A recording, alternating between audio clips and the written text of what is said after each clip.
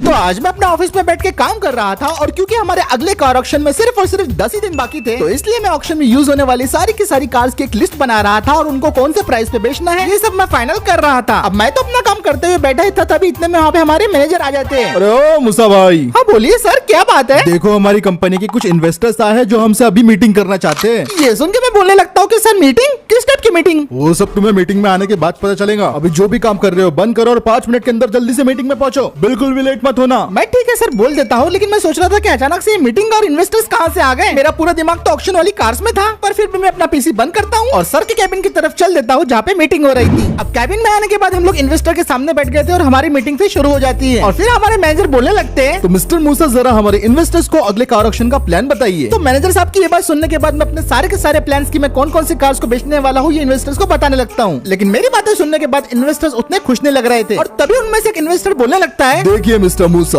आप जो कर रहे हैं वो बहुत बढ़िया है, लेकिन इतना हमारे लिए काफी नहीं है। ये आप अपने काम को सीरियसली नहीं लेते। ये सुन के मैं बोलने लगता हूँ कि सर शायद आपको गलत फहमी हुई है। जब से मैंने कार ऑक्शन में ज्वाइन किया है कंपनी प्रॉफिट में ही जा रही है। अगर ऐसा है तो हमें इतना ज्यादा प्रॉफिट क्यों नहीं मिल रहा है मैनेजर साहब? देखिए सर, हम पूरी कोशिश कर रहे हैं कि ऑक्शन को और भी ज्यादा बढ़िया बनाया जाए। और बात की जाए मूसा की, वो तो नया नया तिकड़मबाजी लाते ही रहता है ऑक्शन में। हमारा इन सब से कोई लेना देना नहीं है। हमने आपको काफी टाइम दिया है लेकिन हमें रिजल्ट वैसे नहीं मिल रहे हैं। अगले ऑक्शन में हमें कम से कम 10 गुना प्रॉफिट चाहिए, वरना हम अपने पैसे इस कंपनी से निकाल लेंगे। अब ये सारे के सारे इन्वेस्टर्स हम पे प्रेशर बना रहे थे, तभी इन्हीं बातों के दौरान मैं अपनी चेयर से उठ जाता हूँ और सारे इन्वेस्टर्स को बोलने लगता हूँ कि 10% तो दूर की बात है, मैं 15% प्रॉफिट लाके दूंगा। 15%? जरा सोच समझ के बोलो, प्रॉफिट लाना मेरी जिम्मेदारी है, आप फिक्र मत कीजिए। इतना बोल के मैं मीटिंग से निकल गया था और अब मेरा चैलेंज शुरू होता है। अब मैं अपने बाइक पे बैठ के निकल पड़ा था अपने काम को पूरा करने के लिए और मैनेजर ने मुझे 1 करोड़ रुपए अपने हाथ में दे दिए थे। अब मुझे कुछ ऐसा धमाका मचाना था कि मैं इस 1 करोड़ रुपए को 15 करोड़ रुपए बना दूं और ये कैसे होने वाला था ये तो मैं भी खुद नहीं जानता था। दिमाग में मेरे काफी सारे ख्याल चल रहे थे और ये सारी बातें सोचते हुए जब मैं मेन रोड से गुजर रहा था मुझे घर दिखाई देता है जिसका ओनर अपने यार्ड में कुछ पुराना सामान बेच रहा था। वहाँ पे मुझे 2-3 गाड़ियाँ भी दिखाई देती है, तो मैंने सोचा कि चलो यहाँ पे एक बार चेक कर लिया जाए, क्या पता मेरे काम की कोई चीज यहाँ पे मिल जाए। तो मैं उस ओनर के यार्ड में जाने लगता हूँ और जैसे ही मैं यार्ड में गया मुझे दिखाई देता है कि यहाँ पे तो काफी कुछ बिकने के लिए रखा हुआ है। लैपटॉप, टीवी, फ्रिज, पुराना सामान, ये सारी की सारी चीजें यहाँ पे बेची जा रही थी। कुछ पुरानी कार और बाइक्स भी थी, लेकिन सारी कार और बाइक को चेक करने के बाद मुझे मेरी काम की चीज नजर आती है। इस घर के कोने वाले गली में मुझे दिखाई देती है पुरानी रोल्स रॉयस और जैसे ही मेरी नजर उस रोल्स रॉयस की तरफ पड़ी मैं भागते भागते उस रोल्स रॉयस की तरफ पहुंच जाता हूँ और फिर मैं उस गाड़ी का इंस्पेक्शन करना शुरू कर देता हूँ। ये गाड़ी असल में 2008 की रोल्स रॉयस फैंटम थी और देखने से तो लग रहा था कि एक एक्सीडेंटल या अबेंडन गाड़ी है। गाड़ी का फ्रंट पार्ट तो पूरी तरीके से खराब हो चुका था, लेकिन इंटीरियर और बॉडी के सारे पार्ट्स ठीक ठाक कंडीशन में थे। काफी देर तक इंस्पेक्शन करने के बाद मेरे दिमाग में इसको लेके ख्याल आता है और फिर अब मैं उसी पे काम करने वाला था। सबसे पहले तो मैं अपने टो ट्रक वाले दोस्त को मैसेज करके बुला लेता हूँ। जब मैं फिर उस गाड़ी को देख रहा था इतने में वहाँ पे गाड़ी का ओनर आके बोलने लगता है, और भाई मैंने देखा कि आप इसे काफी देर से देख रहे हैं, क्या आप इसे खरीदना चाहते हैं? ये सुन के मैं बोलने लगता हूँ कि अगर ये रोल्स रॉयस मुझे सही प्राइस पे मिल जाए तो मैं इसे ऑब्वियसली खरीद ही लूंगा। वैसे तो मैं इसे 35 में बेच रहा हूँ, लेकिन अगर आप बोलते हैं तो मैं शायद थोड़ा सा कम कर लूँ। ये सुनने के बाद मैं बोलता हूँ क्या कहा 35 लाख की वैल्यू दिख रही है इस गाड़ी की। और फिर मैं उसे समझाने लगता हूँ कि भाई ये एक्सीडेंटल गाड़ी है, इसके पार्ट्स खरीदने में, इंजन को ठीक करने में, मेंटेनेंस में काफी पैसे चल जाएंगे और स्क्रैप यार्ड में तो मैं इससे अच्छी गाड़ी खरीद लूंगा। अब मेरी ये सारी बातें सुनने के बाद वो बंदा बोलने लगता है, तो फिर तुम बताओ ना भाई कितना दे सकते हो? देखूंगा मैं, अगर जमेगा तो बेच दूंगा तुमको। मैं इसके लिए 20 तक दे सकता हूँ, उससे ज्यादा नहीं। यार भाई 20 तो बहुत ही कम है। चलो ना, आपका ना मेरा 22 लाख अभी ट्रांसफर किए देता हूँ, बोलो कर दो। अब वो बंदा ये देख के पूरी तरीके से पिघल गया था और फिर वो मुझे बोलने लगता है, चलो ठीक है भाई 22 में डील क्लोज करते हैं। और फिर वो बंदा डेस्क की तरफ जाता है और अपना पेपर वर्क करना शुरू कर देता है। इतने में मेरे दोस्त का भी फोन आ गया था, वो मुझे बोल रहा था कि गाड़ी तैयार रख भाई, मैं ट्रक लेके पहुंच रहा हूँ। अब पेमेंट और सारा पेपर वर्क करने के बाद ये रोल्स रॉयस मेरी हो गई थी और सिर्फ 5 मिनट के अंदर मेरा दोस्त अपना ट्रक लेके आ जाता है। फिर उसके बाद हम अपनी रोल्स रॉयस को ट्रक के ऊपर लोड कर देते हैं और गाड़ी को लोड करने के बाद मैं अपने ट्रक वाले दोस्त को बोल देता हूँ कि मेरी इस गाड़ी को मेरे पुराने वाले गैरेज में पहुंचा देना। ये बात सुन के वो मुझे ठीक है बोल देता है और फिर उसके बाद ट्रक में बैठ के ट्रक को स्टार्ट करता है और सीधा निकल पड़ता है मेरे पुराने गैरेज की तरफ। ऑक्शन के लिए मुझे एक गाड़ी तो मिल गई थी, लेकिन 15% प्रॉफिट लाने के लिए इतना काफी नहीं था, तो मैं अपनी बुलेट पे बैठ के और गाड़ियों की तलाश में निकल पड़ा। और जब मैं ऑक्शन के लिए अगली गाड़ी के बारे में सोच रहा था तब इतने में मुझे पता चलता है कि मेरी बुलेट का पेट्रोल खत्म होने वाला है। तो मैं तुरंत अपनी बाइक को घुमा के नजदीकी पेट्रोल पंप की तरफ पहुंच जाता हूँ, लेकिन पेट्रोल पंप पहुंच के पता चला कि यहाँ पे कोई था ही नहीं। तो मैं अपने बाइक से उतर जाता हूँ और पेट्रोल पंप वालों को ढूंढने लगता हूँ और जैसे ही मैं पीछे मुड़ के देखता हूँ तो मुझे मेरे काम की एक और चीज नजर आती है। वहाँ किराने की दुकान के सामने एक 2020 मॉडल बुलेरो खड़ी हुई थी। बुलेरो को लेके मेरे दिमाग में कुछ आइडिया था, तो मैं फौरन भागते भागते इस के पास भी पहुंच जाता हूँ। रोल्स रॉयस के मुकाबले गाड़ी बिल्कुल एकदम ठीक ठाक थी, बस थोड़ी सी पुरानी और गंदी हो गई थी। और गाड़ी का इंस्पेक्शन करने से लग ही नहीं रहा था कि ये 4 साल पुरानी गाड़ी है, ऐसा लग रहा था 10-20 साल पुरानी गाड़ी है। शायद से इसके ओनर ने इसे ठीक से मेंटेन नहीं करा। लेकिन मैं इसको ऑक्शन में 1 करोड़ रुपए तक का बेच सकता हूँ, और वो मैं कैसे बेचूंगा ये तो वीडियो के आगे ही मालूम पड़ेगा। तो अब मुझे बोलेरो किसी भी हालत में खरीदनी थी, तो मैं भागते भागते दुकान के अंदर पहुंच जाता हूँ और दुकान के सीधे मालिक से जाके पूछने लगता हूँ कि भाई साहब बाहर जो बोलेरो गाड़ी खड़ी है वो आखिरकार है किसकी। तो दुकान का मालिक मुझे जवाब देने लगता है, अरे सर वो तो मेरे ताऊ की गाड़ी है, मेरे ताऊ जी तो चले गए लेकिन गाड़ी छोड़ गए अपनी। ये सुन के मैं उसे बोलता हूँ कि भाई ताऊ जी का सुन के मुझे काफी दुख हुआ, लेकिन क्या वो जो गाड़ी है आप मुझे बेच सकते हो? हाँ बेचने का प्लान तो बिल्कुल है मेरा, मैंने 2 साल से इसको एलेक्स पे डाल के रखा हो लेकिन बिकती नहीं है, स्कैमर्स ही मिलते हैं सारा। ये सुन के मैं उसे बोलने लगता हूँ कि कोई बात नहीं भाई, मैं इसे खरीदने को तैयार हूँ, आप अपना स्टार्टिंग प्राइस बताओ। देखो भाई ओएलएक्स पे तो मैंने इसको 8 लाख में डाला, आप बोलो कितने में देते हैं? 8 लाख भाई बहुत ज्यादा हो गए, 6.5 तक गाड़ी आ नहीं सकती। 6.5 में बेचने से अच्छा है भाई मैं इसे अपने ताऊ के पास ही पहुंचा के आ जाऊँ गाड़ी को। अरे भाई आप नाराज क्यों होते हो? एक काम करते हैं, आपका ना मेरा साथ में डील डन करते हैं, और फिक्र मत करो भाई मैं अभी के अभी फुल कैश देने के लिए तैयार हूँ। और जैसे ही मैंने फुल कैश देने की बात की वो बंदा बोलने लगता है डील डन कंफर्म। चलो इस तरीके से कुछ बोलेरो की डील भी मेरी फाइनल हो गई थी। फिर मैंने अपना फोन निकाला और फोन पे से उसे सारा पेमेंट ट्रांसफर कर दिया, और गाड़ी के कागज वगैरह इस बंदे से लेने के बाद ये फाइनली गाड़ी मेरी हो गई थी। उसके बाद मैं गाड़ी की चाबियां और कागज लेके बाहर आया और अपने ट्रक वाले दोस्त को फोन लगा के फिर से बोल दिया कि भाई इस बार भी तेरे को एक और गाड़ी उठाने की है, व्हाइट कलर की बोलेरो उठा और सीधा मेरे पुराने गैराज में पहुंचा देना।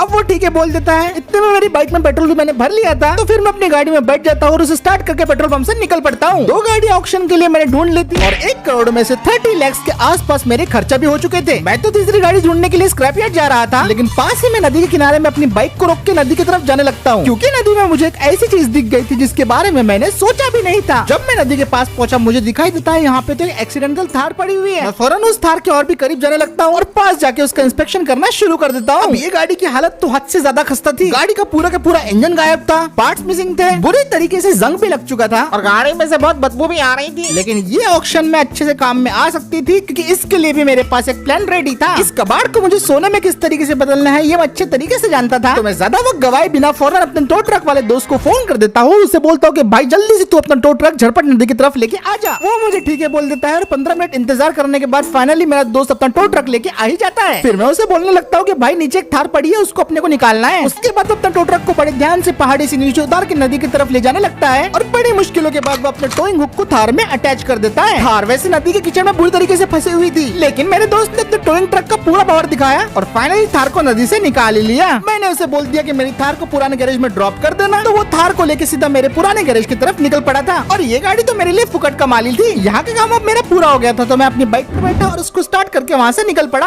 अब बस ऑक्शन के आखिरी स्लॉट के लिए मुझे गाड़ी ढूंढनी थी, लेकिन 4th कार से रिलेटेड मेरे पास कोई भी आइडिया नहीं था। मैं उसे कैसे बेचूंगा, कैसे बनाऊंगा, कोई अंदाजा नहीं था। अब मैंने शहर का पूरा चक्कर लगाया, स्क्रैप यार्ड और शोरूम में ढूंढा, लेकिन तब भी मुझे कोई गाड़ी ऐसी नहीं मिली। और जब मैं ऑलमोस्ट हिम्मत हार ही गया था, इतने में मुझे एक बात याद आती है। मैं फौरन अपनी बुलेट को ड्राइव करते हुए सीधा अपने घर में ही पहुंच जाता हूँ और घर में जाके सबसे पहले तो मैं अपनी बाइक को पार्क करता हूँ और भागते भागते अपने गैरेज की तरफ जाता हूँ। और ये तो वही बात हो गई थी कि बगल में छोरा शहर में ढिंडोरा, कि मेरे गैरेज में खड़ी थी एक unique car Mahindra Scorpio S11 करू, जिसकी वजह से मैं जुरासिक पार्क से यहाँ पे आया। और ये गाड़ी की स्पेशल बात ये है कि ये उड़ भी सकती थी। और ऑक्शन में चौथी कार ये वाली होने वाली थी। तो मैं इसे स्टार्ट करता हूँ और इसे लेके मैं सीधा निकल पड़ता हूँ अपने पुराने गैरेज की तरफ। अब मैं अरमान भाई की रेस्टोरेशन गैरेज में खड़ा हुआ था और सोच रहा था कि इन सब का मेकओवर किस तरीके से करना चाहिए मुझे। एक तो थी अपने पास रोल्स रॉयस की फैंटम, दूसरी अपने पास थी महिंद्रा थार, तीसरी थी महिंद्रा बुलेरो और चौथी थी महिंद्रा स्कॉर्पियो S11 करू। लगभग 70 लाख थे मेरे पास इन गाड़ियों को पूरी तरीके से ट्रांसफॉर्म करने में, और ये मेरे लिए काफी ज्यादा टफ चैलेंज होने वाला था। लेकिन वो कहते हैं ना, हिम्मत बंदा मदद खुदा। तो मैंने सोच ही लिया था भाई इस 1 करोड़ रुपए को मैं 15 करोड़ बना के छोड़ूंगा। तो फिर क्या था, मेरे पास 10 दिन थे, मैंने अपनी कॉफी खत्म करी और अपने काम के ऊपर भिड़ गया। अब हर गाड़ी के लिए मेरे पास कुछ न कुछ प्लान था और मैं इस बार कुछ एकदम विचित्र करने जा रहा था। थार हो या फिर बुलेरो, मुझे पूरी तरीके से इनको ट्रांसफॉर्म करना था। और ट्रांसफॉर्मेशन से मेरा मतलब था लिटरल ट्रांसफॉर्मेशन। इस बार मुझे सिंपल रेस्टोरेशन से कुछ बढ़ के करना था और ऐसी कोई चीज बनानी थी कि सिस्टम पूरी तरीके से हिल जाए। और सबसे ज्यादा तो उम्मीद मुझे रोल्स रॉयस से थी, क्योंकि जिस तरीके से मैं रोल्स रॉयस को बनाना चाह रहा हूँ, अगर ये वैसी बन जाती तो 15% प्रॉफिट तो इकलौते यही रिकवर कर देंगी। तो ऐसे ही एक-एक करके मैं बारी बारी से हर एक गाड़ी पे काम करता गया। 10 दिनों तक सिर्फ खाना पीना नहाना और काम, बस सिर्फ और सिर्फ यही चल रहा था। पूरे 10 दिन हो चुके थे, ऑक्शन का दिन अब आ चुका था और मेरी सारी की सारी कार सब ऑक्शन में जाने के लिए तैयार थी। मुझे तो यकीन नहीं हो रहा था कि भाई मैंने ये क्या बना दिया। इन सारी गाड़ियों की हालत देख के कोई बोल भी नहीं सकता था कि एक हफ्ते पहले स्क्रैप थी, लेकिन अभी इनको देख के लग रहा है कि भाई ये तो सीधा शोरूम से आई है। मैं गाड़ियों के फाइनल रिजल्ट से काफी ज्यादा सेटिस्फाइड था और बस मैं दुआ कर रहा था कि भाई ये सारी की सारी गाड़ियां ऑक्शन बायर्स को पसंद आ जाए। लेकिन ये गाड़ियां ऑक्शन में किस तरीके से परफॉर्म करेंगी ये तो पता चलेगा अब सिर्फ ऑक्शन में ही। फाइनली अब ऑक्शन का दिन आ गया था और मेरी सारी की सारी कार ऑक्शन में बिकने के लिए तैयार थी। मेरे मैनेजर तो सारी की सारी गाड़ियों को देख के एकदम हैरान थे और बोल रहे थे, मूसा भाई एक बात बताओ, क्या ये सारी की सारी गाड़ियाँ रिस्टोर वाले हैं? हाँ जी सर, एक एक गाड़ी को मैंने खुद से रिस्टोर किया है। तो देवी और सज्जनों, चल चलाचल कंपनी के वीकली ऑक्शन में आप सभी का स्वागत है। और आज के ऑक्शन की शुरुआत होती है हमारी सबसे पहली गाड़ी है जो कि रोल्स रॉयस स्पेक्टर 2024। अब ये रोल्स रॉयस स्पेक्टर वही गाड़ी है जिसे मैंने 2008 की फैंटम को रिस्टोर करके बनाया था। लोग इसे देख के काफी एक्साइटेड थे, फिर इसकी बोली लगना शुरू हो जाती और है। इसकी बोली हम शुरू करने वाले हैं 1,25,00,000 रुपए। ओहो 1,30,00,000, 1,30,00,000, 1,30,00,000, 1,50,00,000। बहुत बढ़िया, लेकिन कोई 1,60,00,000 पचास सकता है। 2 करोड़ रुपया। ओए 2,10,00,000 रुपए। अब जैसा मैंने एक्सपेक्ट किया था, रोल्स रॉयस बिल्कुल वैसे ही परफॉर्म कर रही थी और आज ऑक्शन में जितने भी करोड़पति आए थे वो सब के सब हाथ धो के रोल्स रॉयस के पीछे पड़ गए थे और बोली अब 4 करोड़ तक पहुंच गई थी। 4,70,00,000 और 4,80,00,000, 5 करोड़ रुपया। बहुत अच्छा, लेकिन क्या हम 5 करोड़ से आगे बढ़ सकते हैं? 5 करोड़ से आगे बढ़ सकते हैं क्या हम? 5 crore 1, 5 crore 2, 5 crore 3, sold. Rolls Royce literally 5 crore रुपए में बिक गई थी। इसको खरीदने और रिस्टोर करने में टोटल 40 लाख लग गए थे और ये गाड़ी तो एक्सट्रीम प्रॉफिट पे बिक गई। हमारी अगली कार है दोस्तों मर्सिडीज बेंज EQG। और ये थी मेरी 2020 की बुलेरो जिसके अंदर मैंने इलेक्ट्रिकल इंजन लगाया और साथ में लगा दी जी वैगन की बॉडी की। हाँ ना, ये कुछ विचित्र। और फिर इस गाड़ी की बोली शुरू हो जाती है। तो देवी और सज्जनों, इसकी बोली शुरू होती है 40 लाख में। 40 लाख में आप में से कौन इस मॉडिफाइड बुलेरो और EQG को खरीदना चाहेगा? बोलिए 40 लाख। 50 लाख, 55 लाख, 55 लाख, 55 लाख पर 1 मिनट। क्या किसी ने 60 लाख का? 65 लाख, 65 लाख, 65 लाख क्या कोई आगे जा सकता है क्या? 70 लाख तक लेके जाते हैं ना यार। यार एक बात बताओ, ये मॉडिफाइड बुलेरो पे लोग इतना क्यों खर्चा कर रहे हैं? वो कहते हैं ना, अमीरों के चोचले। ज्यादा पैसा हो तो लोगों को समझ में नहीं आता कि पैसा कहाँ खर्चा करे। 1,20,00,000। अब मेरी इलेक्ट्रिकल जी वैगन उर्फ मॉडिफाइड बुलेरो भी सबको पसंद आ रही थी और बोली अब 1,50,00,000 तक पहुंच गई थी। चलिए 1,80,00,000 में डील क्लोज करते। 1,80,00,000 कोई दे सकता है क्या यहाँ पे? 1,80,00,000 1,80,00,000 2 करोड़ रुपए। ओ बाप रे, 2 crore, 2 crore 1, 2 crore 2, 2 crore 3, sold. G wagon sold होती है 2 करोड़ में। रोल्स रॉयस के 5 करोड़ और इसके 2 करोड़, 7 करोड़ तो मेरे यहीं भी बन गए थे। जी वैगन और रोल्स रॉयस ने तो अपना काम कर लिया था, लेकिन क्या अगली गाड़ी भी वैसे परफॉर्म कर पाएंगी ये मैं सोच रहा था। बोलो हर बंदा आम हुंदे यार। ये गाड़ी भी वैसे पहले एक आम महिंद्रा की थार थी, जिसे मैंने कन्वर्ट करके प्रमेश वर्मा की जीप फ्रैंगलर की जैसे बना दिया था विद 26 इंच अलॉय व्हील्स। तो हमारी इस कार की बोली शुरू होती है 50 लाख में। कोई इसे लेना चाहेगा? ये दिखाई ना तुमने कुछ बढ़िया गाड़ी, इसके मैं 3 करोड़ दूंगा। ये आज तक की सबसे छोटी बोली थी। अब टोटल मिला के मैंने 1 करोड़ से 10 करोड़ रुपए तो बना लिए थे, लेकिन अगर इन्वेस्टर्स को 15% का प्रॉफिट देना है तो मुझे 5 करोड़ रुपए और बनाने पड़ेंगे इस ऑक्शन में। और मुझे अब सीरियसली डाउट हो रहा था कि मेरी स्कॉर्पियो S11 करूं क्या 5 करोड़ का प्रॉफिट बना भी पाएंगी। तो देवी और सज्जनों, आज हमारे ऑक्शन की सबसे यूनिक और आखिरी गाड़ी है महिंद्रा स्कॉर्पियो S11 करू। लेकिन जैसे अनाउंसर ने करू का नाम लिया तो लोग उतने कुछ खुश नहीं थे और बोल रहे थे ऑक्शन में इसका क्या काम है, इसको कौन खरीदेगा? अबे क्या बकवास गाड़ी दिखा रहे हो, ये देखने के लिए थोड़ी आते हैं हम। और मैंने तो ऑक्शन में आके अपना टाइम वेस्ट कर दिया। अबे कैसी भी गाड़ी दिखाते हो? हम इस गाड़ी के लिए इतना पैसा क्यों देंगे?